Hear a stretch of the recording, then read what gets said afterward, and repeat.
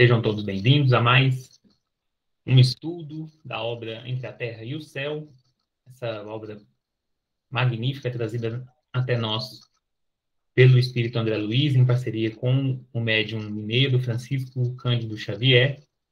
Nesta noite, nesse vídeo, nós estamos aqui a estudar o capítulo de número 12, intitulado pelo autor espiritual como Estudando Sempre.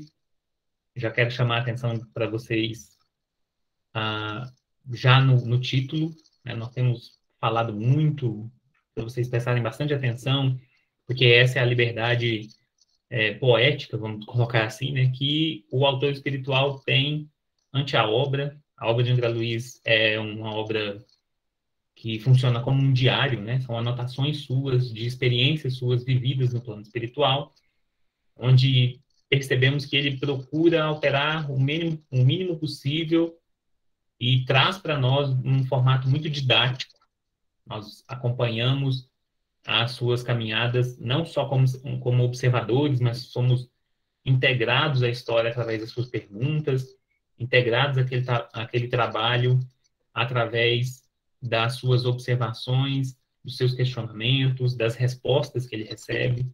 Nós somos todos nós convidados a estarmos juntos a essa caravana, juntos a esses espíritos benfeitores do plano espiritual nas suas mais diversas atribuições.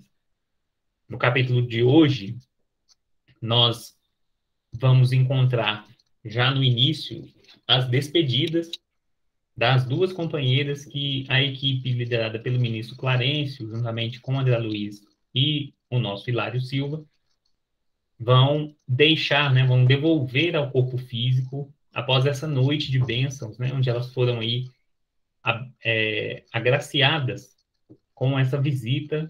Nós acompanhamos ao Lar da Bênção, lembrando que essas são duas irmãs que vivem encarnadas naquele momento e que têm na sua sina de provas o desencarne de um filho, desencarne de forma como nós, né, do plano carnal, vemos de forma prematura, mas temos acompanhado a luta, principalmente da mãezinha do Marcos, né, da Antonina. Toda vez eu começo a embaralhar os nomes deles aqui, dos personagens. Nós temos acompanhado a luta da Antonina, temos visto o seu proceder enquanto mulher encarnada batalhadora, né, dando aí a sua vida para cuidar dos seus filhos. Filhos, ela ainda possui 3 com ela, né, encarnados. Fora visitada aí o quarto que já está, que a precedeu, né, na volta ao plano espiritual, que desencarnou aí primeiramente. E chama a atenção a questão do privilégio, né? Seriam essas duas companheiras nossas, mulheres privilegiadas na Terra por poderem visitar os seus filhos? Porque será que essa visita, será que esses momentos, eles são permitidos a todas as mães no plano do plano carnal, né? Do nosso plano aqui material, que perderam filhos? Será que isso acontece para com todas as mães, né? Será que é assim que a providência divina age? E a gente sabe que não, porque não é uma fórmula matemática que define isso, né? Não é uma fórmula prescrita, não é uma lei, não é algo, um parecer, não é um proceder que funciona para todo mundo. Nós vemos que o estado de espírito da Antonina e, por consequência, da sua companheira, a qual o André Luiz nem nos deixou aqui o nome, né? O estado de espírito delas permite que a espiritualidade superior as auxilie. O que nós estamos vendo aqui é o auxílio do plano espiritual, do plano superior, para nós encarnados. Nós temos, durante muitos anos, visto, né, que nós espíritas temos uma forma de encarar a lei de causa e efeito como sendo algo único em nossos destinos, nos esquecendo que nem só de justiça vive o mundo, mas basicamente da misericórdia divina também. Então, quando nós observamos contatos como esse, histórias como essas, de mães que perderam seus filhos prematuramente, muitas vezes nós queremos fugir para a razão e nos lembrarmos de por que isso acontece, porque isso, de certa forma, vai trazer para nós um alento, né? Vamos dizer assim, nós vamos estar consolados de nossa parte, mas o coração dessas mães, o coração de alguém que perde o contato, não é, com um ente querido, ele não pode ser consolado apenas pela razão. E isso é muito interessante nós observarmos durante essa visita, né, que essas mãezinhas vão fazer aos seus filhos no plano espiritual. Nós estamos vendo aí a misericórdia divina em ação. Nós estamos vendo o amor de Deus para nós, para conosco, agindo da forma mais sublime possível. É a prova definitiva de que as nossas angústias na terra são passageiras. E também a demonstração do carinho paterno, do carinho materno que Deus tem para com os seus filhos. Porque não interessa as provações que nós temos que passar por aqui para o burilamento do nosso espírito. Nós precisamos passar por elas, mas nós não vamos passar por elas a seco, nós não vamos passar por elas de uma forma constrangedora para nós. Sempre, sempre haverá a misericórdia divina e o amor infinito de Deus ao nosso lado. Basta que a gente dê condições para que esse amor chegue até nós. Porque se outras mães não têm essa mesma dádiva para consigo e para com seus filhos, isso vai do estado espiritual das mesmas, não é? Os capítulos passados deixam a entender que muitas mães participam desses momentos de confraternização com seus filhos no plano espiritual, mas não são todas. Porque para muitas e para algumas outras, né, a morte é um encerramento total de uma existência e os seus corações não conseguem encontrar o alento. Não é como se não é como se para elas faltasse o combustível, mas faltasse a faísca que acende esse combustível da fé. E essa é a principal diferença entre um coração que recebe alento e entre um coração que não recebe. A vontade, a necessidade. Por isso, muitas vezes, o sofrimento virá a essas almas como forma de burilamento das mesmas. Porque através do sofrimento, nós vamos progredir, nós vamos deixar cair o nosso egoísmo e o nosso orgulho para receber, então, o auxílio divino. Não é? É interessante toda essa dinâmica, é interessante nós percebermos o funcionamento, os mecanismos do plano espiritual, porque nós vamos percebendo aos poucos que isso muito conversa com o nosso plano. As pessoas passam pelas mais diversas situações aqui. Basta que nós tenhamos vontade de receber auxílio, porque muitas vezes o auxílio está do nosso lado, mas a gente não procura, a gente não quer, a gente quer cultivar aquela dor e ficar naquela dor, então isso é um tanto constrangedor, né, para o espírito, e eu penso que até para a própria espiritualidade, né? Querer ajudar, mas não conseguir. Eu me lembro sempre nesse sentido da passagem de Jesus, né, com o mendigo, né, o pedinte Bartimeu, descrito ali no Evangelho. Bartimeu era um mendigo profissional, vamos colocar assim, né, porque no Império Romano, os romanos dividiam, né, os pedintes, quem é que podia ser pedinte, quem é que não podia ser pedinte, você tinha que ter uma autorização. Eu não sei onde é que estava fundada essa lei, quais eram os fundamentos que eles traziam, mas eles tinham uma organização até para isso. Então, você tinha uma capa, você tinha uma regularização junto ao Estado. Nesse tempo, como não haviam documentos, né, nós tínhamos roupas que identificavam as pessoas, né? Nesse passado, principalmente início aí das grandes civilizações, tanto a roupa quanto o corte de cabelo diziam muito sobre as pessoas, né? Diziam das regiões de onde eles vieram, os costumes que eles tinham, de uma forma muito mais acentuada do que hoje, né? E Bartimeu era um desses que vivia essa vida de pedinte, né? Ele era cego, ao que nos dá a entender, cego de nascença, e ele ouve falar de Jesus e ele parte em direção a Jesus, que passava ali ao largo, passava em uma estrada ao seu lado. E ele larga a sua capa, larga a sua posição de pedinte para buscar a sua salvação junto a Jesus. Então, Jesus restitui a ele a sua visão, restitui a sua vontade, vamos colocar assim, de viver. E Bartimeu vai viver, a partir daquele momento, uma nova vida. Vai se libertar em definitivo daquela aprovação, porque ela já havia ensinado tudo o que ele podia.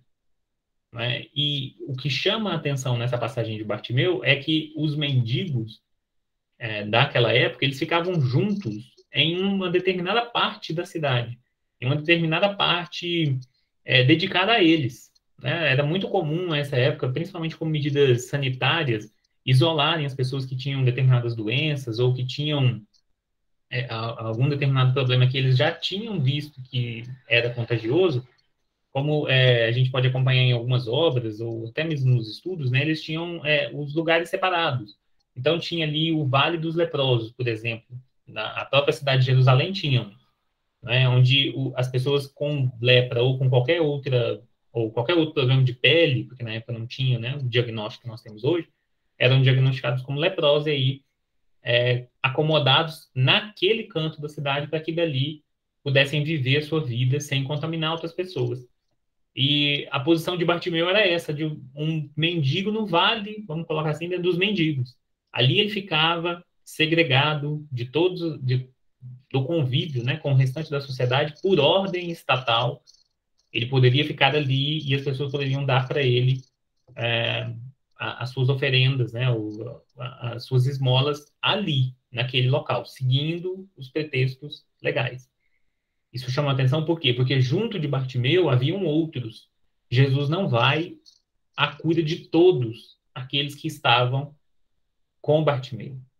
Bartimeu procura a cura em Jesus e a encontra. Então, isso vai demonstrar para nós que precisa haver uma intenção nossa, precisa haver um caminhar nosso para a espiritualidade superior para que ela nos auxilie. Então, com certeza, a Antonina e essa companheira dela não só esperaram que a espiritualidade superior viesse buscá-las para levá-las a esse local, não. Elas deram condição psíquica para receber essa ajuda. Não é? Então, não é através de uma prece fervorosa apenas de palavras que se constituem as nossas preces ou que se constitui o nosso desejo, a nossa vontade. Se constitui também de ação, se constitui principalmente de comportamento que nos traga aquilo que nós queremos.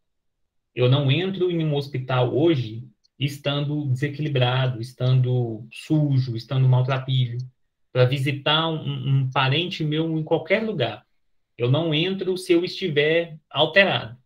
Eu não entro em prédios ou repartições públicas, por exemplo, para exigir direitos meus se eu estiver alterado. Não é? A gente se comporta quando vai ao mercado. Né? Nós temos seguranças dentro do mercado justamente para inibir qualquer despautério de alguém. As pessoas podem simplesmente surtar ali dentro. Mas se você está nessas condições, você não pode adentrar esses locais. Porque nós vamos pensar aqui na espiritualidade, em se tratando de algo mais sublime, em se tratando de algo mais sério, nós teremos acesso. Então fica essa lição, né, dessa magnífica expedição de André Luiz ao Lar da Bênção, esse lar devotado às crianças e às mães, que se encerra aí com a volta da Antonina e a da sua companheira ao corpo, coisa que o capítulo 12 começa narrando para nós. O André Luiz vai dizendo que no retornar, né, a Antonina se sentia muito triste, foi ficando triste por conta da separação novamente do filho, lembrando, né, nós, enquanto encarnados, quando estamos em emancipação da alma através do sonho, nós não temos toda a autonomia que um espírito desencarnado tem. A matéria do nosso corpo, a nossa relação, né, encarnada, né, a matéria, os nossos laços com a matéria ainda pesam do lado de lá. Os espíritos são categóricos em dizer que é muito fácil identificar quem está vagando no plano espiritual enquanto está dormindo, porque nós nos comportamos muitas vezes como sonâmbulos, né, como zumbis modernos, vamos colocar assim, né? As pessoas não têm um controle maior das suas atitudes estando no plano espiritual enquanto aqui estão dormindo. E a Antonina vai demonstrando exatamente essas características, né? Onde a Luiz vai dizer que ela vai ficando triste porque ela abandonou ali a presença do filho, né? Momentaneamente. E, ao que dá a entender, ela não estava aí se lembrando que ela tem outros filhos. Não é? Ela, enquanto acordada para o plano espiritual, estava adormecida para o plano material. Né? E a Ana Luísa dizendo que ela vai chegando tristonha, mas que, ao chegar em casa e ao ver as crianças, porque o cenário que é trazido para nós aqui mostra que a Antonina e os filhos dormiam todos no mesmo quarto, né? Uma situação de pobreza mesmo, né? Eles dormiam no mesmo quarto, as crianças não tinham quartos separados, né? Ela até fala, o André Luiz vai colocar que ela estava dormindo com a caçula ao lado dela, né? Então eles estavam ali e ao chegar em casa, em contato direto com as vibrações dos filhos e do corpo físico, ela começa a se lembrar que ela, opa, não é só o meu filho que está no plano espiritual, eu também tenho esses aqui. E aí ela vai dando uma conformada e consegue se vincular novamente ao seu corpo denso, né? O André Luiz vai trazer novamente, né? Nós já vimos isso em outros casos aqui da série André Luiz, né?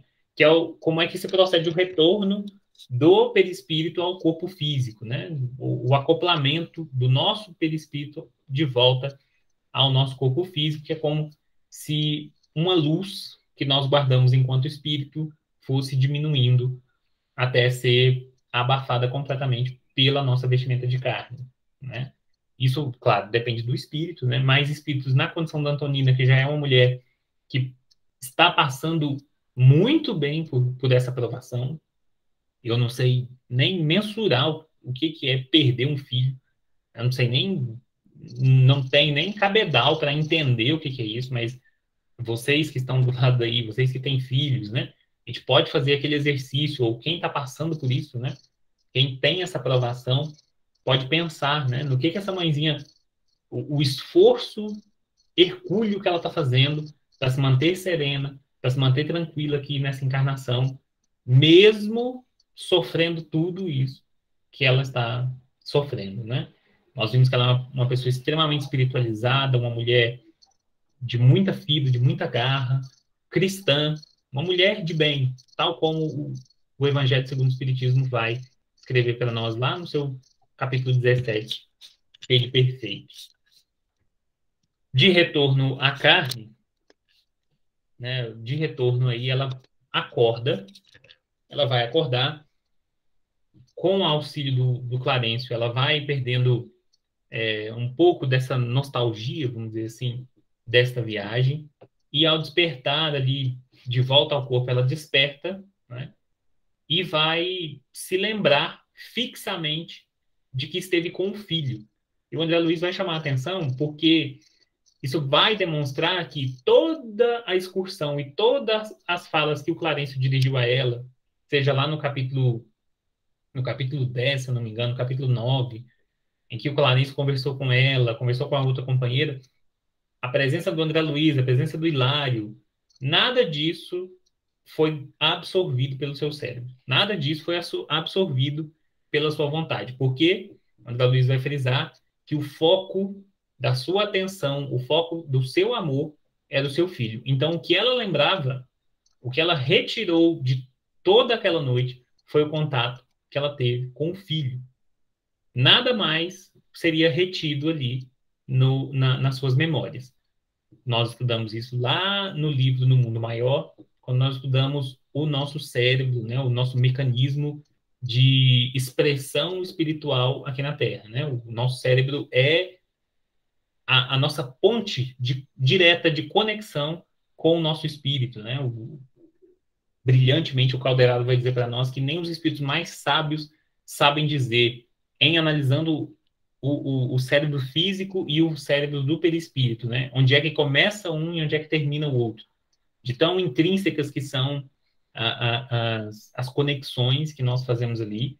Então, Calderaro também nos explica, né, lá no Mundo Maior, que o nosso aparelhamento físico não conseguiria viver duas vidas simultâneas, né? Nós não conseguiríamos guardar tão fortemente as impressões que nós temos quando nós estamos sonhando, porque isso poderia trazer para nós algum tipo de distúrbio, né? Poderia trazer para nós alguns malefícios que seriam prejudiciais ao extremo para a continuidade da nossa vida. Por isso ele vai contar que dos nossos sonhos a gente não lembra em integridade, né? A gente não vai lembrar de tudo que aconteceu, né? Tem gente que comumente chega para nós, né, e fala assim, mas eu não sonho, eu não tenho memórias dos meus sonhos, né? Mas é esse o X da questão. Você não tem memória, mas que você tem sonhos, você tem, né?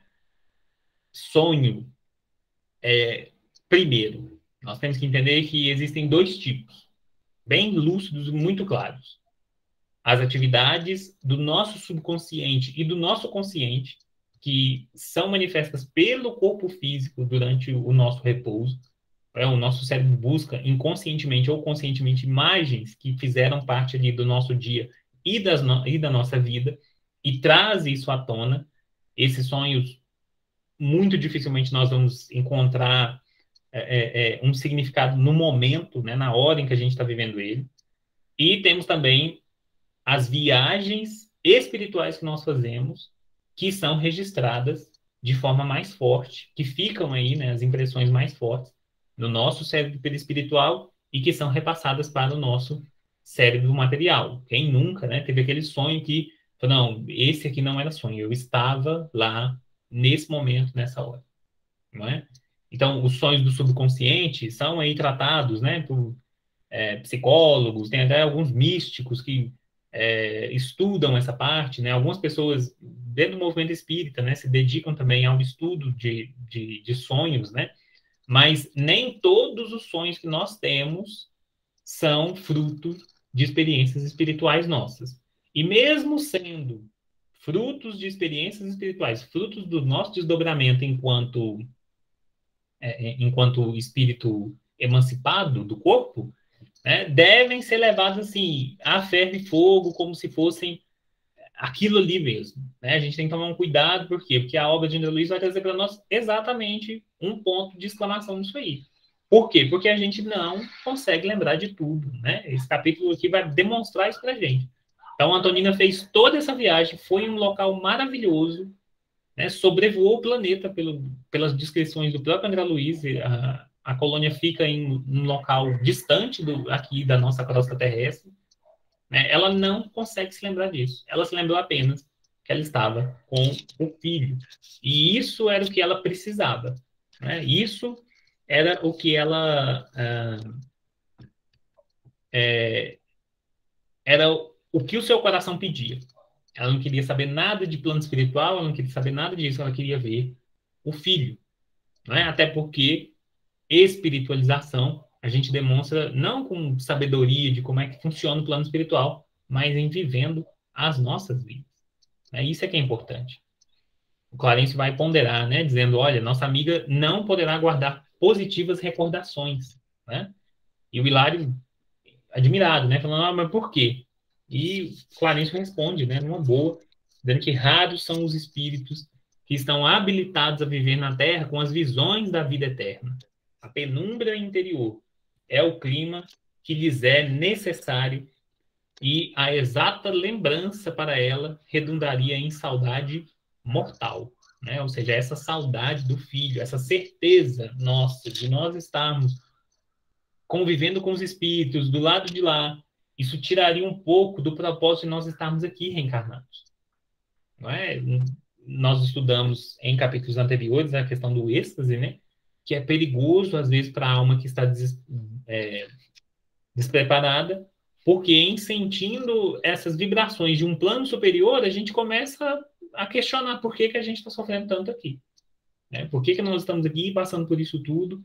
Então, raros são os espíritos que conseguem conviver com isso, né?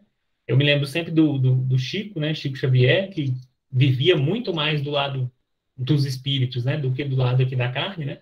Dizer que os seus bichos, os seus animais de estimação funcionavam para ele como âncoras, né? Eram os afetos, como o Chico não era casado, né? Não constituiu família, não teve esposa nem filhos, ele não tinha, muitas vezes, no que se guardar aqui, né? No que se ancorar aqui no plano material.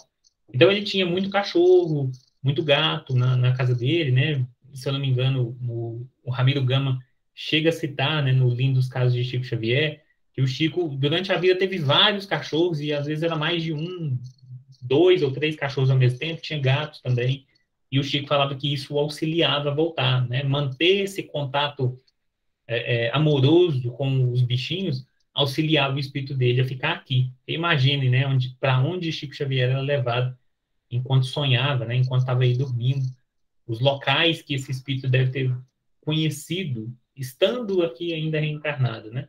Então, raros mesmo são os espíritos que conseguem, né, fazer essas viagens, manter essas informações no cérebro e ter vontade de viver essa vida tão sofrida que nós vivemos aqui, né? Tão pesada e tão difícil, né? Nós discutimos aqui antes de entrar no nosso estudo, por exemplo, a fragilidade do nosso corpo físico, né?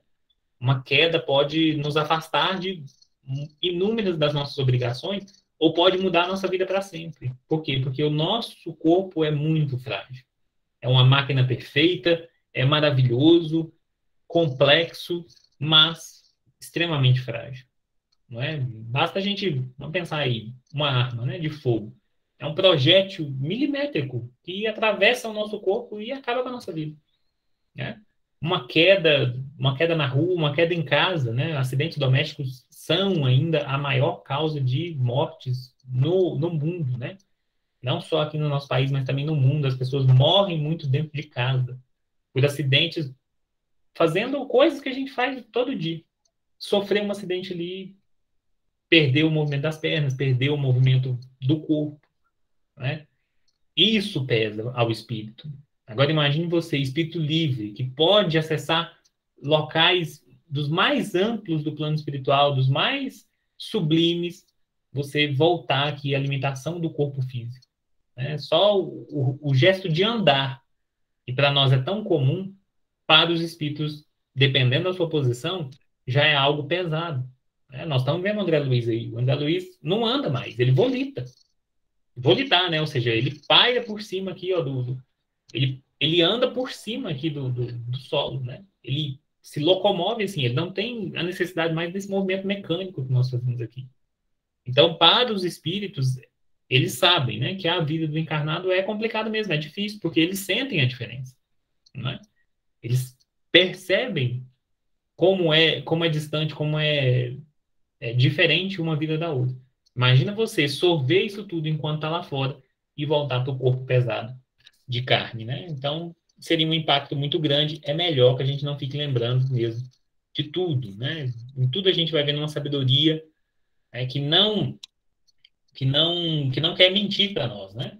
Eu fico vendo essas explicações e comparando muitas vezes com estudos científicos que são trazidos a nós. Eu gosto muito de ler matérias que biólogos, que neurocirurgiões, neurocientistas estudam, né, para falar dessa questão do sonho, para falar disso e daquilo. E a gente vai percebendo que as respostas que a André Luiz vai trazendo para nós, elas não são é, fundamentações tolas, né, apenas para manter uma crendice. Nós estamos vendo aqui, não é uma crendice, é uma realidade explicada para nós da maneira mais simples, né? Que tem, que é o convívio no dia a dia, né? E principalmente através da causa e dos efeitos que essas reações teriam sobre nós, né? Sobre a nossa vida, não só dos indivíduos, né? Mas também como da coletividade. Imagina você sonhando, lembrando-se de uma vida passada, lembrando que um vizinho seu ou que alguém que você vai encontrar ainda no seu trabalho foi um algoz em outra existência sua, né? Nós não teríamos ordem, não teria como manter ordem no estado que nós nos encontramos ainda, né? Cada estágio na vida se caracteriza por finalidades específicas. O mel é saboroso néctar para a criança, mas não deve ser ministrado indiscriminadamente. Tem que ser dosado para não vir a ser importuno laxativo. O contato com o reino espiritual, enquanto nos demoramos no envoltório terrestre, não pode ser dilatado em toda a extensão para que nossa alma não afrouxe o interesse de lutar dignamente até o fim do corpo. Antonina, lembrar-se-á de nossa excursão, mas de modo vago, como quem traz no campo vivo da alma um belo quadro de esbatidos contornos. Recordar-se-á, porém, do filhinho mais vivamente, o bastante para sentir-se reconfortada e convicta de que Marcos a espera na vida maior. Semelhante certeza ser-lhe-á doce alimento ao coração. Ou seja, nem as bênçãos, nem as dádivas que nós recebemos do plano espiritual podem ser demais, né? É interessante porque tem um companheiro nosso do Centro Espírita, né, do GESB, que estudou comigo na evangelização, na mocidade, né? E ele vivia com essa dúvida, né? Ele vivia inquirindo isso. Falou, se o plano espiritual é tão bom, né? Se a vida no plano espiritual, tal como os espíritos passam para nós, é tão boa, o que a gente está fazendo aqui, né? A gente adolescente, aprendendo ali sobre o espiritismo, né? Ele levantou esse questionamento uma vez, um questionamento muito sério. Ele fala, às vezes a gente lê descrições do plano espiritual, dá vontade de se matar para ir para lá, não é? Exatamente essa questão que nós estamos vendo aqui. Não vou nem discutir a coisa do suicídio, que ele sabia muito bem. Não era isso que ele estava levantando. Mas é isso que ele coloca, né? Ele fala, nossa, é tão bonito e é tão bom o que a gente ouve, o que a gente lê aqui na doutrina espírita, que o que a gente muitas vezes quer é pensar, nossa, tomara que a minha vida acabe logo para poder aproveitar desses lugares. Olha essa terra que a gente vive. É legal, é bonita, mas é muito sofrida, né? Agora, olha as maravilhas. Quem não quer, né, viver, trocar aí a sua cidade por nosso lar, por exemplo? Eu quero demais da conta. Imagina, né, um governo que funciona, pessoas bem intencionadas em todos os locais que a gente anda. Só que para poder atingir esse patamar, né, para poder sorver dessas doçuras do plano espiritual, como o próprio Clarencio vem nos ensinar aqui, né, vem dar chave para abrir a resposta a essas indagações, né, é exatamente essa, que cada estágio da vida tem uma finalidade especial, né? Nós precisamos entender o que é que nós viemos fazer aqui, precisamos cumprir as nossas tarefas, resgatar os nossos passados, para que aos poucos nós nos libertemos das imperfeições que nós temos para poder galgar patamares de vida melhores e maiores, né? Assim como aqui, no nosso plano, né? Não interessa de onde nós viemos, nós podemos construir uma vida melhor através do nosso trabalho e do nosso esforço. Não estou dizendo, claro, que nós vamos conseguir ter a vida, por exemplo, de alguém que tem muito dinheiro ou a vida, né, material que muitos gozam, né? Tem gente aí que vai trabalhar uma vida inteira e não vai ganhar 1/10 do que tem na conta de alguns bilionários. Não estou dizendo isso. Estou dizendo que, em matéria de bem viver, não interessa de onde nós viemos. Está em nossas mãos criar um ambiente melhor para nós, ou seja, criar uma vida melhor, certo? E aí nós vamos para a segunda parte do capítulo, que começa a analisar, então, o espírito do avô da Antonina, o senhor Leonardo Pires. Como nós vimos lá no capítulo, se eu não me engano, capítulo 7, né? Nós conhecemos ele no capítulo 6, que foi o capítulo do culto no lar da Antonina, certo? Nós vimos que ali ele estava porque a Antonina é neta dele e era da família a única que se lembrava dele, a única que mantinha ele nas suas preces. Ela fazia preces diariamente e nas suas preces ela lembrava dele, né? Lembrava dele com carinho, pedia a Jesus pela sua alma. Mais uma vez, né? A importância do culto no lar e a importância das nossas orações, né? Orações destinadas aí àquelas pessoas com que nós temos afeto, não importa onde elas estejam. Essas orações foram benéficas a ele, tanto que o encaminharam para lá, né? Ele foi atraído pelas preces que a neta fazia à sua alma, né? Basicamente uma evocação ao seu espírito, né? Como nós vimos, a situação dele é temerária, porque em vida ele matou alguém, né? Cometeu um assassinato, matou um, um rival, vamos colocar assim, né? Que ele considerava um rival amoroso. Ele se apaixona por uma mulher chamada Lola Ibarri. Essa Lola se envolve com ele, mas ao mesmo tempo dá asas, né, para os sentimentos e para a lascividade de um outro companheiro deles, né, de ambos, conhecido também do Leonardo.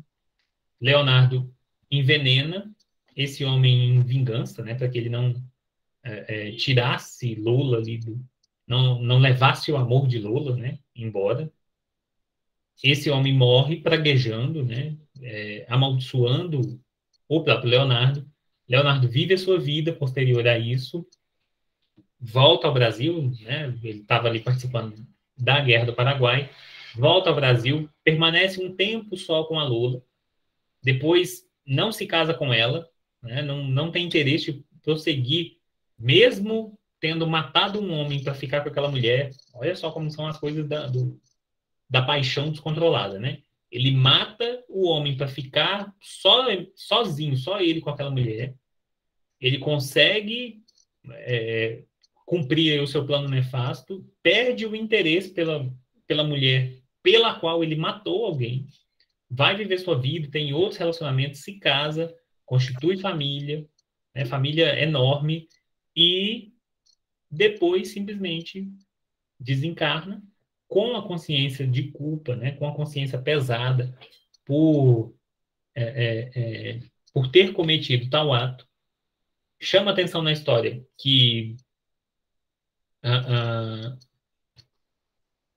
a pessoa que foi assassinada, né, o homem que foi assassinado, já prosseguiu, está em outra reencarnação, ou seja, Leonardo não estava sendo ali obsediado por outro desencarnado, né, a sua vítima já seguiu em frente, já, né, não tem nada com aquilo mais, já nem quer pensar naquilo mais, já seguiu em frente, mas ele retinha na sua consciência, né, o peso da atitude que ele tomou, né, da atitude é, é, que ele promoveu. Né? Um assassinato não sai da nossa mente simplesmente, né? Nós não podemos simplesmente esquecer. Por quê? Porque a nossa consciência nos cobra. Por que a nossa consciência nos cobra?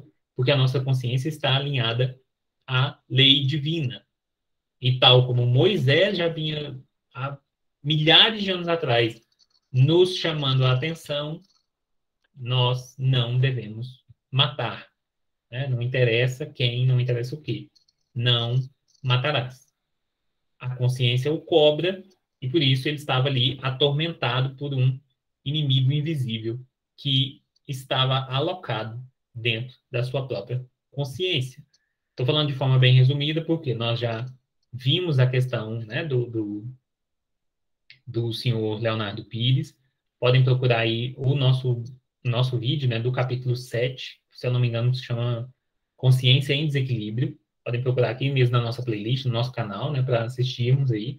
Daqui nós vamos retomar, então, o estudo do caso dele, né? Nós vamos passar agora alguns capítulos estudando o caso do Leonardo, né, que já que ele estava ali, e já que o Clarencio e o André Luiz e o Hilário cruzaram o seu caminho, e ele já havia pedido, já em oração, ele pediu ajuda, e prometeram para ele ajuda, né, disseram que em breve a ajuda chegaria para ele, Clarencio age ali como alguém que vem cumprir a lei de Deus para aquele irmão.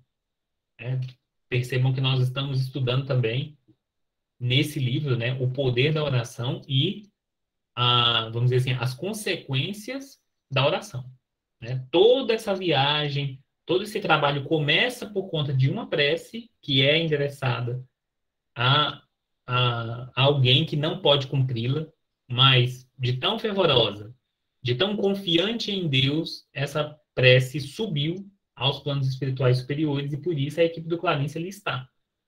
O senhor Leonardo Pires também orou, né? Ele conta que ele foi à igreja e pediu muito, pediu com muito afeto, com muito afinco, até que ele recebeu a resposta dos céus. Por quê? Porque todas as nossas orações, todos os nossos pedidos são de alguma forma atendidos, né? Não é todos, né? Porque imagina quem joga na Mega Sena todo dia pedindo a Deus em prece para ganhar na Mega Sena, né? Se assim o fosse, ia ser uma tragédia, né? Lembra lá do filme do Todo-Poderoso, lá do Jim Carrey? Todo mundo orando, ele resolve conceder tudo para todo mundo, a sociedade também virou um caos, né? Mas aquilo que a gente pede, a gente recebe em formas de ensinamento também, né? Não é só em bens materiais como dinheiro, né? Mas a gente recebe também lições para nós aprendermos não só a ganhar e não ganhar, mas como também a dominar os nossos desejos, né? Os nossos anseios.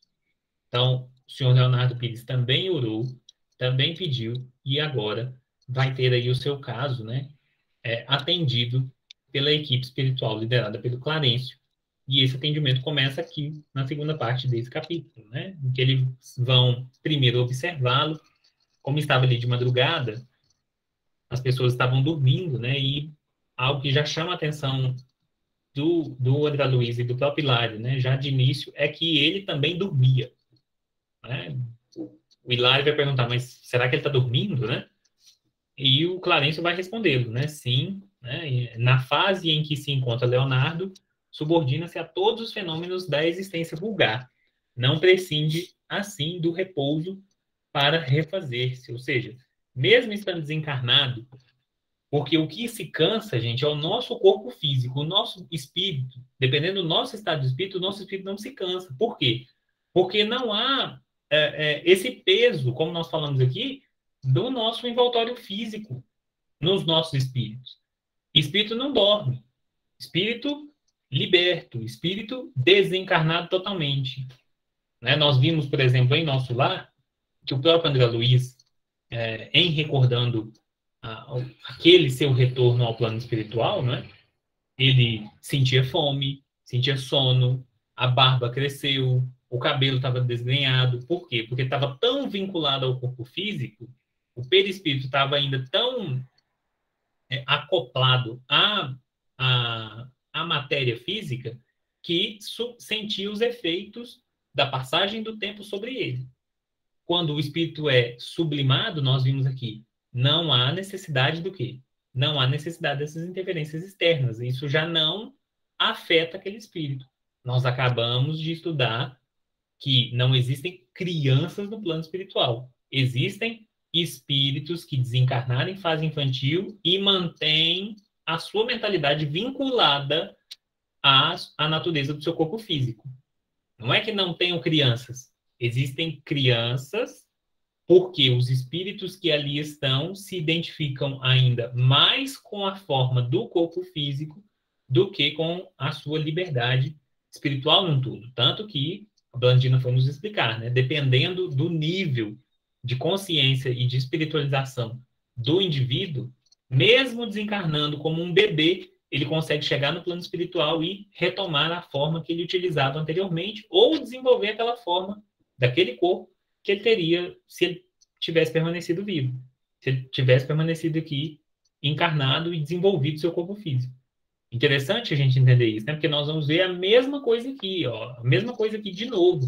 Nós estamos vendo um espírito que está tão arraigado ao corpo material que continua sentindo as mesmas sensações de quando ainda estava vivo, né? Isso fica aí o alerta, né? Para quem acha que quando desencarnar vai passar tudo, né? Não, quando eu desencarnar, meu espírito não vai sentir mais dor, não vai sentir mais nada, né?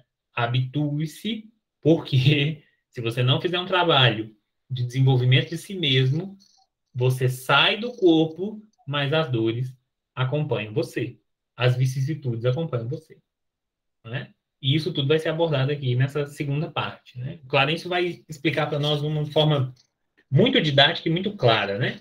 O psicossoma, ou seja, o nosso perispírito, primeiro, por que psicossoma, né? Psico de psique, né? De consciência, vamos colocar assim, de espírito, caso queiram, né? Soma, exatamente, né? Como na matemática, da adição, ou seja, o nosso espírito plasma o nosso perispírito. Nós aprendemos nos nossos estágios iniciais, né, na infância da infância, da infância do espírito, nós aprendemos a controlar a matéria através das nossas experiências nos reinos mineral, vegetal e animal.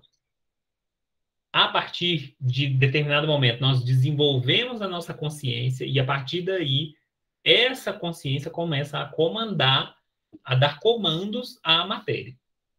Então, se existe um perispírito, é porque nós comandamos, através da nossa força de vontade, o fluido cósmico universal para que ele se transforme em um corpo físico que nós necessitamos. A diferença é que nós fazemos isso hoje de forma ainda inconsciente. Vai chegar um momento que nós não vamos ter mais dúvidas de como é que a gente faz isso. Não sei quando vai ser, gente. Mas assim procede por quê? Porque nós vamos vendo espíritos que são espíritos de gabarito mais alto, mais espiritualizados, que já têm determinado controle sobre a matéria, né? Não precisamos citar aí muito longe, né, ainda, mas vamos falar, por exemplo, espíritos encarnados que conseguem magnetizar águas, né? Espíritos que, ainda aqui na matéria, conseguem fazer, por vontade própria, e não por fenômenos medianímicos, alterações da matéria. Né? Nós tínhamos um exemplo vivo aqui na Terra, por exemplo, o Sai Baba, se eu não me engano, eu não me lembro direitinho o nome dele, né? Mas era um dos babas indianos que materializava coisas, né? Divaldo conta que fez uma viagem, conheceu esse grande espírito, né? Ele, inclusive, fez uma cirurgia cardíaca no Divaldo ali, nem sabendo qual o problema que o Divaldo tinha, justamente esse problema cardíaco. Divaldo conta que ali na frente dele, ele fechou a mão, abriu e tinha um relógio. Ele quis dar um relógio para o Divaldo de presente, porque as pessoas muitas vezes iam para lá para pedir bens materiais.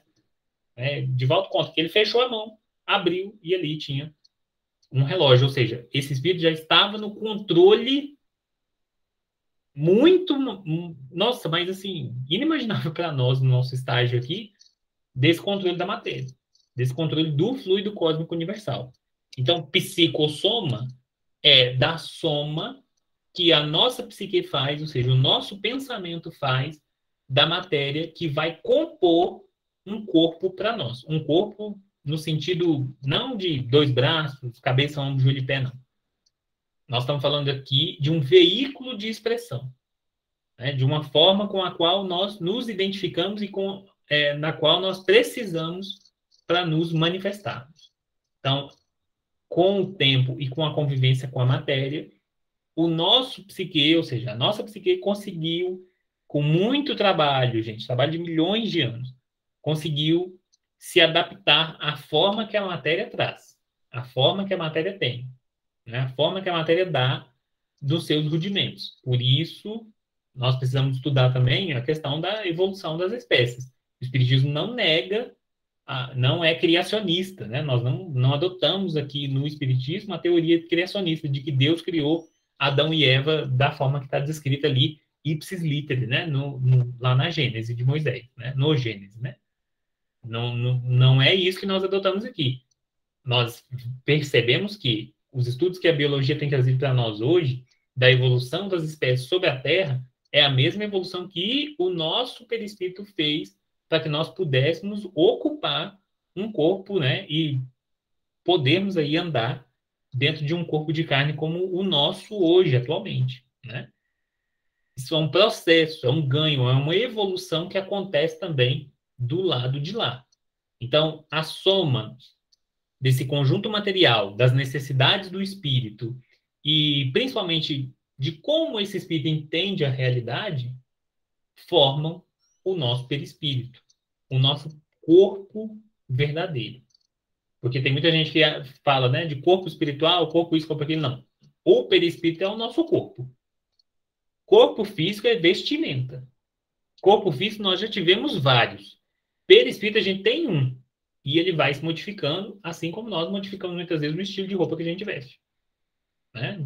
Tem dia que a gente está mais magro, tem dia que a gente está mais gordo, tem dia que a gente quer uma coisa mais folgada, tem dia que a gente quer uma coisa mais justa. Dependendo do trabalho que a gente for realizar, a gente vai alterando o corpo físico que nós vestimos. Agora, corpo mesmo é o nosso perispírito.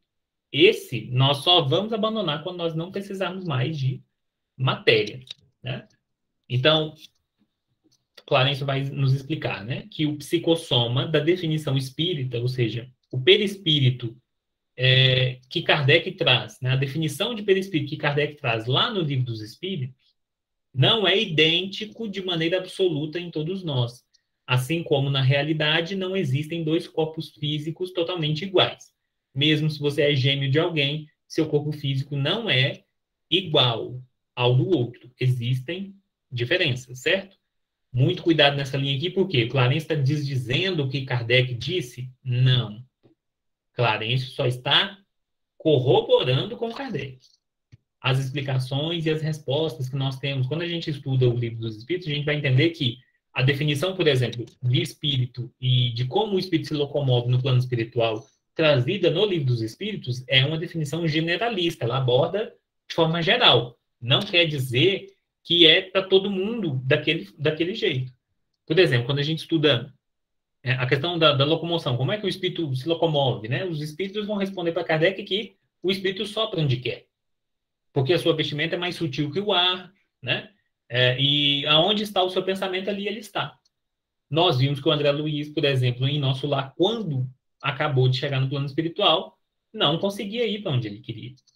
Os espíritos que estão em situação umbralina não conseguem ir para onde querem. Tem espírito que não consegue encontrar, por exemplo, o caminho de volta para casa. Então, ele só para onde quer? Não. Os espíritos aos quais Kardec se refere e aos quais os espíritos da codificação se referem ali, são espíritos já purificados. É uma resposta generalista para que nós entendamos o quê? O que é o espírito e não as condições do espírito. Aqui em André Luiz, nós vamos ter um desdobramento, nós vamos estudar as várias condições dos espíritos, ou, como o próprio Clarence colocou, as fases da vida de um espírito que são necessárias para que ele entenda, né, e para que ele queira algo mais, para que ele evolua melhor, né? Então, não é que um está desdizendo o outro, muito pelo contrário, né? Estão aqui, ó, corroborando, eles estão se ajudando. Né? Um está falando de espírito puro, o outro está estudando um caso, porque não quer dizer que é assim com todo mundo. Né? Então, continuando, ó, no círculo de matéria densa, sofre a alma encarnada os efeitos da herança recolhida dos pais. Entretanto, na essência, a lei da herança funciona invariavelmente do indivíduo para com ele mesmo. Detemos tão somente o que seja exclusivamente nosso ou aquilo que buscamos. Prestem bastante atenção que o raciocínio aqui é complexo, mas é simples. A hereditariedade, que é disso que o Clarence está falando aqui, hoje a gente chama de genética, né? Mas na época não tinha esse nome, né? O nome genética vai surgir aí, se eu não me engano, em meados dos anos 70, né? Que nós vamos começar a estudar os genes de forma mais abrangente, e aí o nome muda, né? De hereditariedade para genética, mas no fundo, são a mesma coisa, né? O que a gente herda do corpo físico do papai e o que a gente herda do corpo físico da mamãe?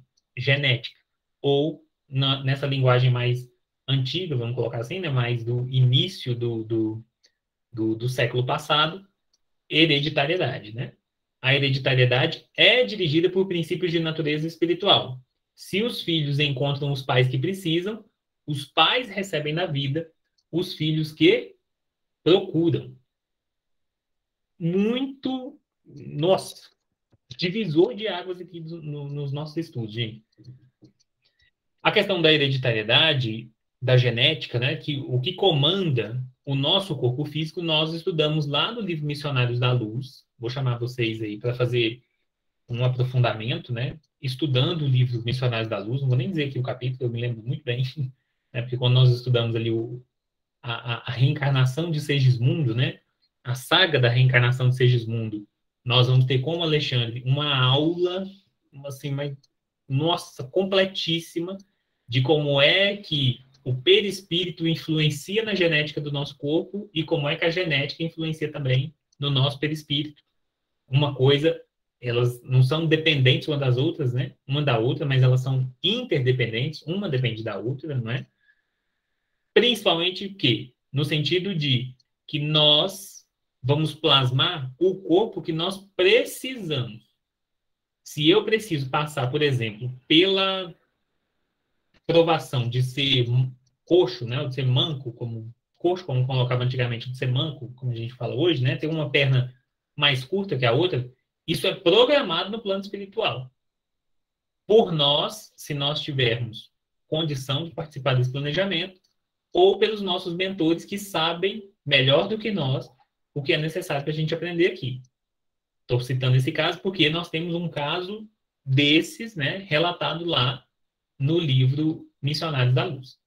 Então, vou chamar vocês para dar uma lidinha, né, principalmente ali na saga do Sergismundo, ficarem de olho ali, fazerem esse estudo na época, nossa, maravilhoso, né?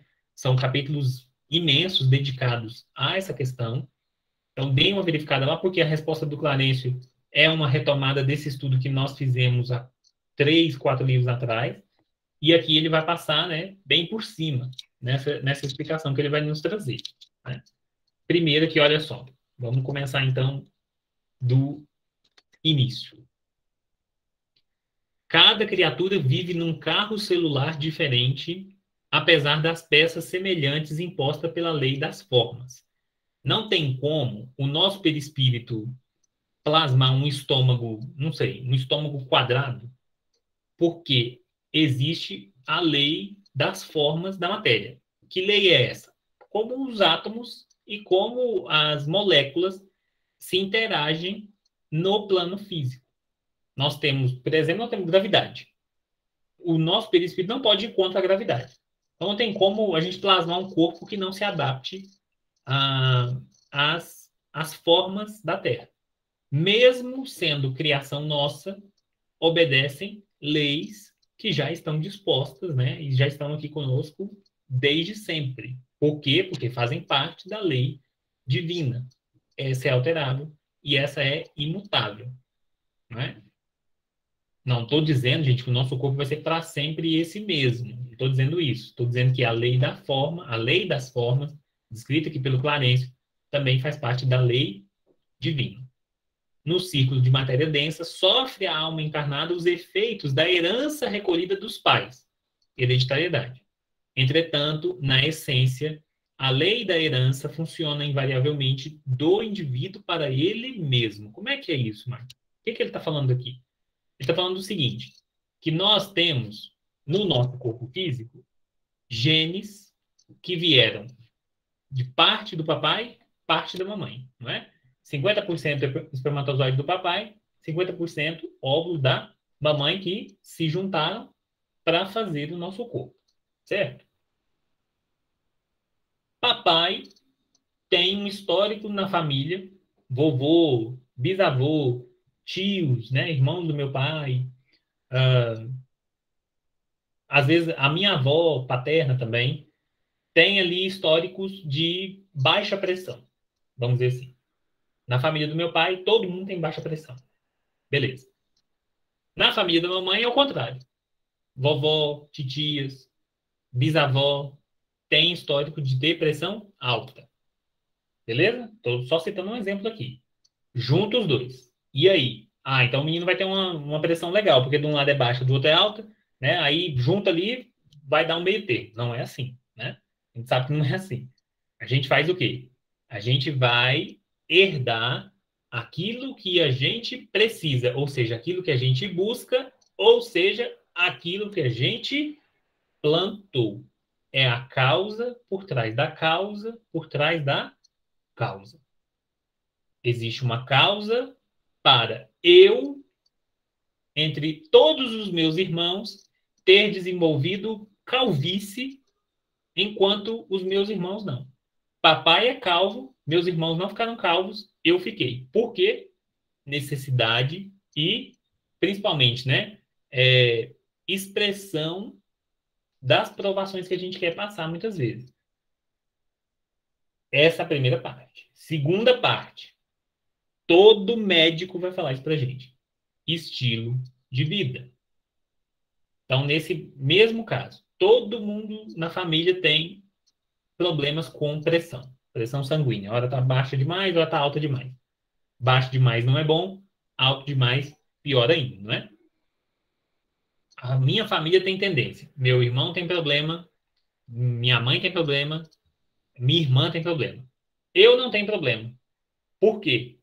Porque eu não causei nada para mim para não ter que passar por isso, primeiramente, ou e ou barra e, né? O meu estilo de vida. O que é o meu estilo de vida? Eu sei que alimentos gordurosos causam pressão alta. Eu sei que precisa fazer exercício. Eu sei que eu preciso tomar remédio na hora certa. Eu faço tudo isso. Isso muda a situação do meu corpo, certo? O que nós temos aprendido com a medicina? Que você pode ter qualquer problema genético ou qualquer carga genética dentro de você. Não é 100% certeza que isso vai se expressar com você. Seu pai pode ter tido câncer, sua mãe pode ter tido câncer no mesmo sistema. Vamos pegar aqui o sistema linfático. Papai teve câncer no sistema linfático, mamãe teve câncer no sistema linfático. Quer dizer que eu vou ter câncer no sistema linfático? Nós temos que fazer aí, né, um prognóstico. Primeiro, não sei se eu preciso passar por isso nessa encarnação. Segundo, eu me cuido porque o sofrimento do meu pai e da minha mãe me ensinaram o que fazer, né? Quais atitudes tomar. Terceiro, meu passado espiritual ou as provas que eu escolhi para essa vida não incluem passar por um câncer nessa região. Pode ser muita coisa. Pode ser muita coisa. E pode não ser nada, né? Porque às vezes nem papai teve doença nenhuma, mamãe também não teve doença nenhuma. A gente já nasce aí com doenças autoimunes ou com problemas na saúde que são nossos. Nosso irmão, por exemplo, não tem as mesmas doenças que nós, mesmo tendo vindo do mesmo material genético. Isso quer dizer o quê? Isso quer dizer que papai e mamãe contribuem com a sua carga genética, mas também há o fator espiritual. Isso é muito importante. Por quê? Porque isso nos individualiza. Nos individualiza. Isso faz parte da nossa condição como indivíduos. Isso é muito importante da gente entender. Por quê? Porque isso é parte do estudo da individualidade. Porque se nós seguíssemos as leis da matéria, nós estaríamos aí dentro de uma matemática. Seria matemático o estudo. Lembra quando a gente estudava na escola? Lá, quando estudava as características, vão ser cabelo escuro, azão. Cabelo claro, azinho. E aí a gente fazia aquela conta matemática, né? Que os biólogos fazem. Azão, azão, azão, azinho versus azão, azão, azão, azinho. Quais são as probabilidades de você ter filhos com olho mais claro? Papai tem olho claro, mamãe tem olho escuro. Eu tenho olho claro, mas a futura mamãe tem olho escuro. Você faz essa matemática. Não fosse o fator espiritual, gente, nós estaríamos entregue aí a uma matemática de apenas probabilidades. Nós só seríamos, né, um amontoado de células fazendo o que células fazem. Ou seja, sem um princípio inteligente governando tudo. Sem um espírito. Se eu levo em conta apenas a biologia, eu esqueço que eu não sou só um corpo de carne e de células. Eu sou um indivíduo que tem pensamento próprio, que tem identidade própria, que se manifesta nesse mundo através das formas que ele me oferece, mas que também tem participação. Participação.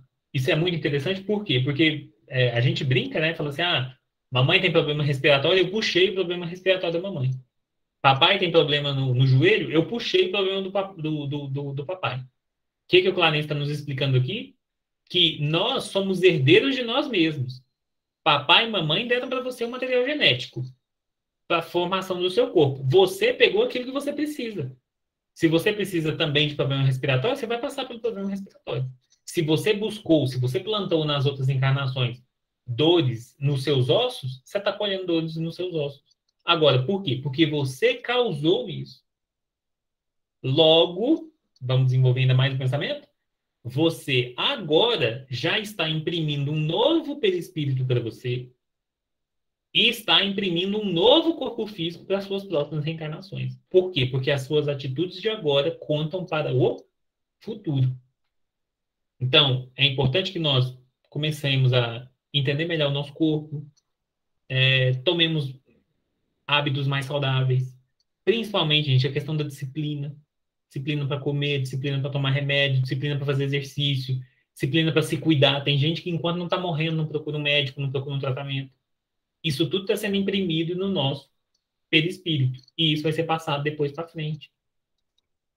Essa é a lição trazida aqui. Isso é o que o Clarence quer falar para nós aqui em parte, né? E aí o André Luiz vai levantar uma questão de que, por muitas vezes, nós temos visto gênios de todas as áreas da humanidade que produzem filhos medíocres, ou seja, medíocre que significa mediano, né? Medíocre não é ruim, não, porque a nossa sociedade tomou essa palavra como se ser medíocre fosse uma coisa ruim. Medíocre é uma coisa mediana, é uma coisa normal. Então, e o contrário também, né? Ou vice-versa. Pais que são simples que produzem filhos gênios. Todo mundo fala do Einstein, ninguém fala da mãe do Einstein, né? Nós não temos. A família Curie, né? Os prêmios Nobel, né? Da família Curie ali. Nós temos a mãe que descobriu a radioatividade, como é que a radioatividade funcionava, né? Os princípios da radioatividade, prêmio Nobel. O pai, se eu não me engano, também prêmio Nobel, mas na área de física. A filha dos dois, ou o filho, eu não me lembro agora o sexo da criança, também foi prêmio Nobel, numa área de estudos dedicada aí à medicina. Dedicada aí à química ou à física. Né? Aprendeu com os pais, estudava ali mais ou menos junto com eles também, né? Desenvolveu isso aí. Só que, na grande maioria dos casos, nós temos pais geniais ou simples produzindo filhos simples ou geniais. Interessante, né? E a pergunta do André Luiz é exatamente essa, e o Clarencio vai explicá-lo, né? No campo das grandes virtudes, os pais usam, por vezes, a compaixão reedificante, empenhando-se em tarefas de sacrifício. Pais simples ou geniais recebendo esses filhos, né? Temos no mundo mulheres e homens admiráveis, que, consolidando qualidades superiores na própria alma, se dispõem a buscar afetos que permanecem à distância no passado em tentativas heróicas de auxílio e reajustamento. Na família consanguínea, na família humana, obtemos o que buscamos. Quem já acertou as próprias contas com a justiça pode confiar-se aos sublimes rasgos do amor. O que o Clarence está querendo dizer aqui? Nós vamos encontrar lá no capítulo 14 do Evangelho segundo o Espiritismo. Mais uma vez, né, mostrando para nós que o Evangelho segundo o Espiritismo é o livro mais científico da codificação espírita. Né? A gente acha que ele é o mais moral, mas ele também é o mais científico. Né? Olha só que, pelo exercício da observação, ou seja, da ciência, o que os espíritos vêm trazer para nós? Né? Que esses espíritos que não têm muita afinidade uns com os outros são parte de um sistema de resgate que filhos ou que pais fazem mutuamente. Explico. Lá no capítulo 14 do Evangelho segundo o Espiritismo, Kardec vai falar do nosso parentesco corporal e do nosso parentesco espiritual. Em um parágrafo muito precioso, ele vai escrever assim, né? Isso é o próprio Kardec, porque esse é o capítulo que mais tem, né? Inferências do próprio Kardec. Kardec vai explicar que os espíritos são familiares e eles reencarnam por muitas vezes no mesmo agrupamento. Nós estamos juntos a um agrupamento de pessoas nos quais nós nos constituímos como família há muitos séculos, como nós já estudamos em obras anteriores.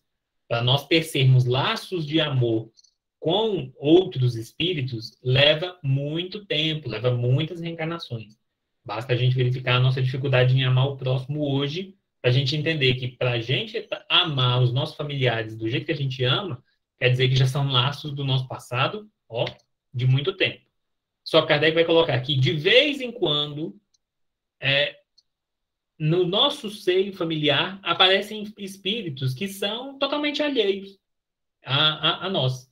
Então, você pega ali, a mãe é espiritualizada, o pai é espiritualizado, 2 filhos espiritualizados, mas tem um que nossa, que ele é assim, o diferentão da parada. Ele não gosta de nada daquilo, ele acha tudo aquilo brega, ele acha os parentes dele brega, ele é a ovelha negra da família, como colocaria aí, né? Ele é a ovelha de lã diferente das demais ovelhas, né? O que é isso? Kardec vai nos explicar. Papai e mamãe, juntamente com o espírito dos irmãos, às vezes participam, né, desse progresso, desse processo, vão aceitar receber esse irmão, porque se nós somos um conjunto de espíritos familiarizados, né, nós vivemos em família. Só que, à medida que o espírito se desenvolve, se espiritualiza, ele vai entendendo que a família dele é universal.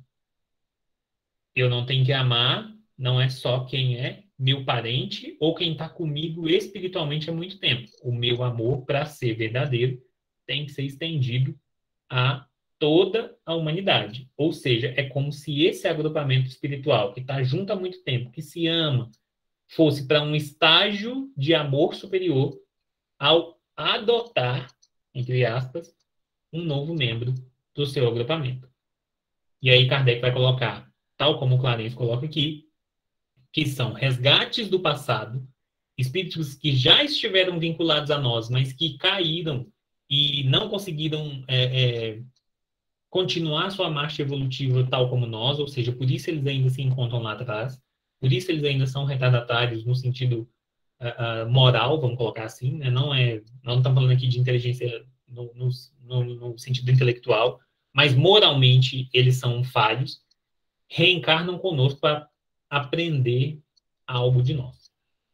Que a nossa convivência consegue passar para eles o que eles não conseguiram aprender nos seus passados. Certo? Na família consanguínea, na família humana, obtemos o que buscamos. Quem já acertou as próprias contas com a justiça pode confiar-se aos sublimes rasgos do amor. Então, o próprio Kardec vai colocar isso também, né? Às vezes, a família, os espíritos que têm filhos que tiveram aí paralisia cerebral, nasceram com alguma malformação, que têm alguma deficiência intelectual, como é chamada hoje, né? São espíritos que estão fazendo esse resgate não só porque precisam resgatar ou que isso está na sua senda de provas.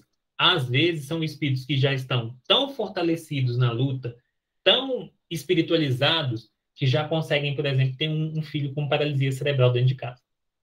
Vocês imaginem a dificuldade que é. Criar uma criança já não é das tarefas mais fáceis, né? Consome a gente, né? De verdade, consome energia, consome dinheiro, consome tempo, consome a nossa vida íntima particular.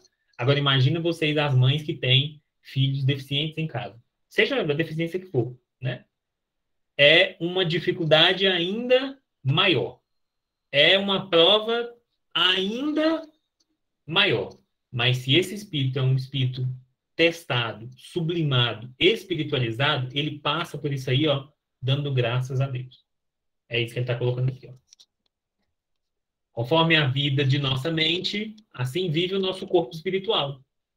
Leonardo entregou-se demasiado às criações interiores do tédio, ódio, desencanto, aflição e condensou semelhantes forças em si mesmo, coagulando-as desse modo no veículo que lhe serve as manifestações. Daí esse aspecto escuro e pastoso que apresenta o seu perispírito. Olha aí, escuro e pastoso. É como se o corpo dele tivesse coberto por uma pasta, né? A gente não consegue ter essa visão do perispírito. Nossas obras ficam conosco. Somos herdeiros de nós mesmos. Essa é a lição desse capítulo, vinculado à psicossoma, né? Vinculado ao perispírito. Causas e consequências. É interessante como o capítulo é montado, porque nós temos a primeira parte falando ali do retorno da Antonina, a segunda parte vai falar da situação do Leonardo. E dentro da situação do Leonardo, o Clarencio vai explicar as questões da hereditariedade dessa forma tão magnífica, né? Mas também, na terceira parte, ele vai dar um remédio. Por quê? Porque, como nós vimos lá no início do capítulo, não é só de justiça que o universo é constituído, mas também da graça de Deus, ou seja, da sua compaixão para conosco. Tem remédio para isso? Claro que tem, né?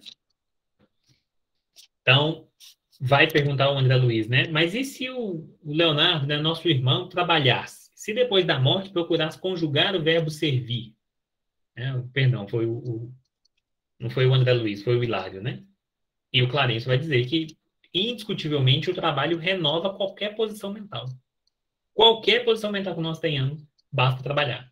Ai, Marcos, eu sou uma pessoa assim muito difícil, eu ainda não consigo aceitar certas coisas.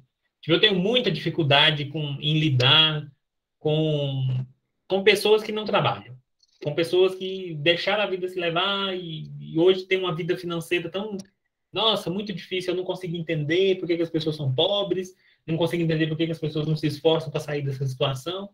Vai trabalhar junto com eles. Vai trabalhar.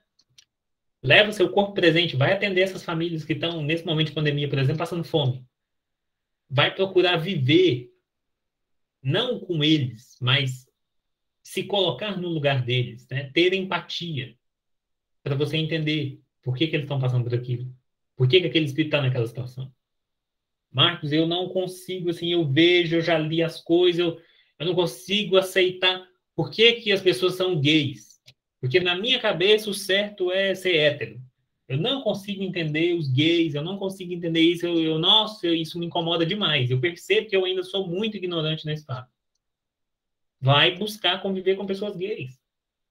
Vai buscar viver com pessoas gays, trabalhar com pessoas gays. No fundo, você vai entender o quê? Que é todo mundo igual, passando por dificuldades e por felicidades nos mais variados campos. O trabalho renova qualquer posição mental. Ah, Marcos, eu tenho uma dificuldade enorme com pessoas doentes, me dá uma aflição, eu fico desconfortável quando a pessoa está assim e tal. Procure trabalhar com essas pessoas. Não, não é chegar de uma vez, é ir aos poucos. E aos poucos você vai entendendo.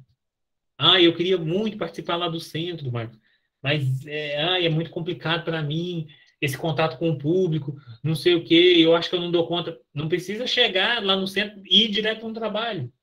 Vai como frequentador. Aos poucos você vai ajudando uma coisa aqui, outra ali. Ajudar a colocar uma cadeira no lugar. Ajudar a colocar a aguinha no copo, quando a gente puder, né? Passar da pandemia, quando a gente puder voltar e a servir a água fluidificada, vai ajudando aos poucos. Você vai se integrando ali. O trabalho vai mudando a sua disposição mental, gerando novos motivos de elevação e novos fatores de auxílio. O serviço estabelece caminhos outros que realmente funcionam como recursos de libertação. Por isso mesmo, o constante apelo do Senhor à ação e à fraternidade se estende junto de nós diariamente através de 1000 modos.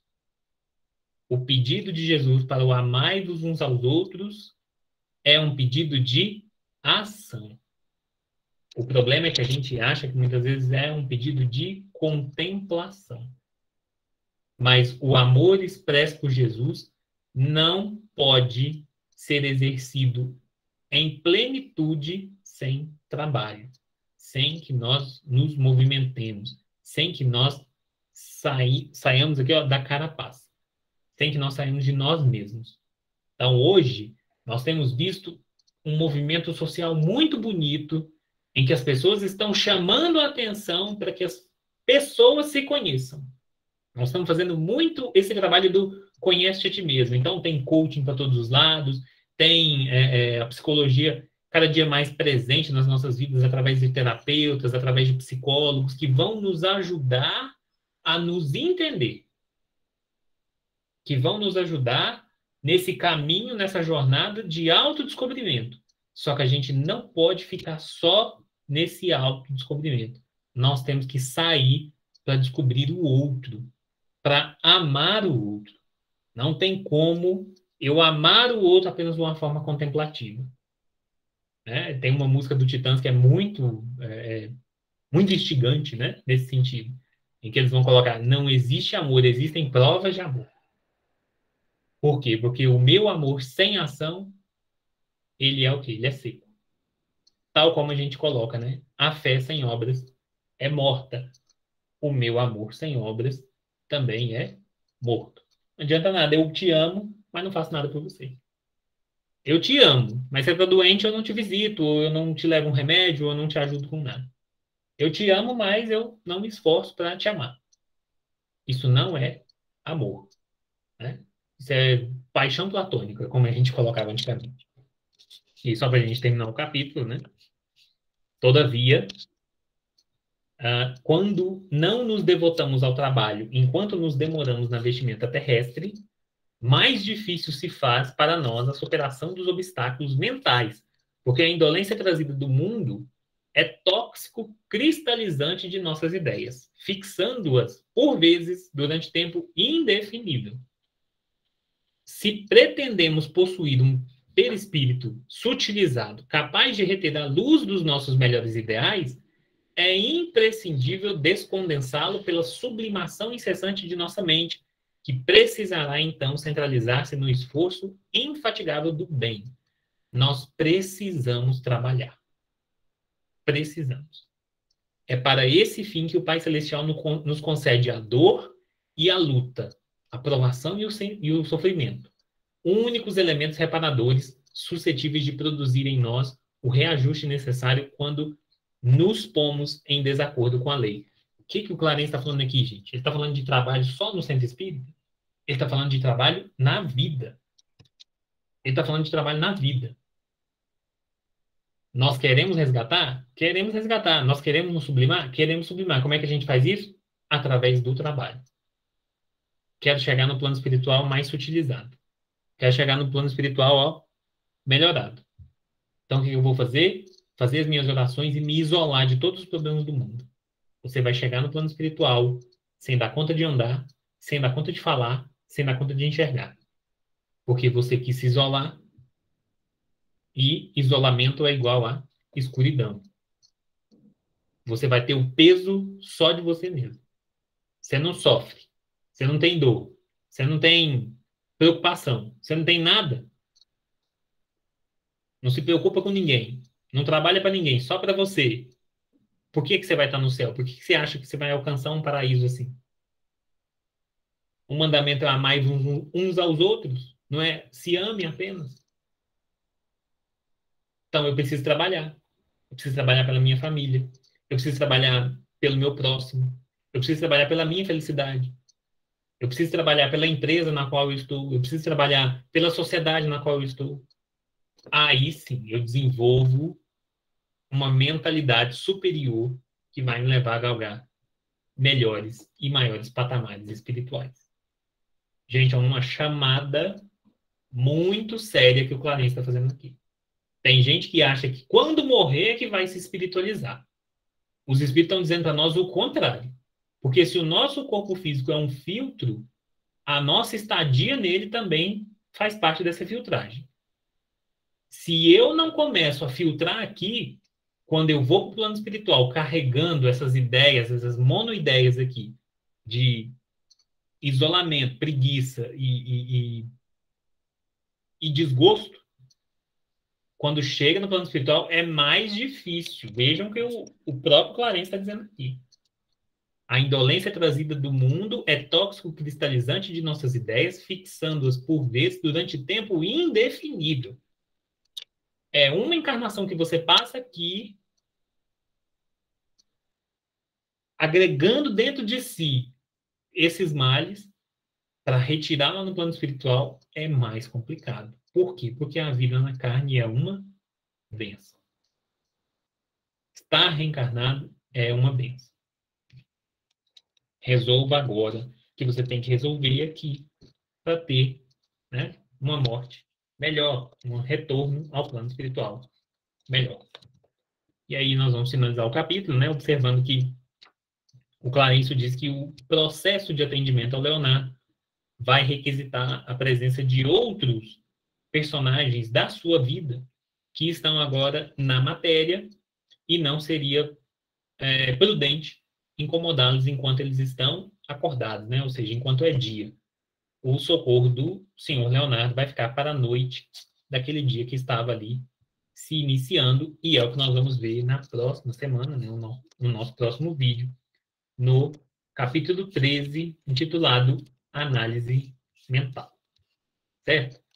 Então, gente, procuremos observar a história desses companheiros, esses relatos, esses testemunhos que o André Luiz vem passando para nós aqui, como medicação para a nossa própria vida, como setas a nos mostrar o melhor caminho e as melhores atitudes para nós tomarmos aqui enquanto é tempo. Reconciliai-vos com o vosso adversário enquanto é dia, enquanto ele caminha ao seu lado. Seja os adversários exteriores, os nossos próximos, sejam aqueles que são interiores, nós mesmos, os sentimentos que nós mesmos trazemos dentro de nós. Certo? Jesus ilumine a todos, que esses ensinamentos brilhantes trazidos para nós nesse capítulo possam perpetuar junto de nós e trazer uma qualidade de vida, uma saúde espiritual elevada para todos nós. Está nas nossas mãos. Basta a gente querer. Fiquem todos com Deus e até o próximo encontro. Tchau, tchau.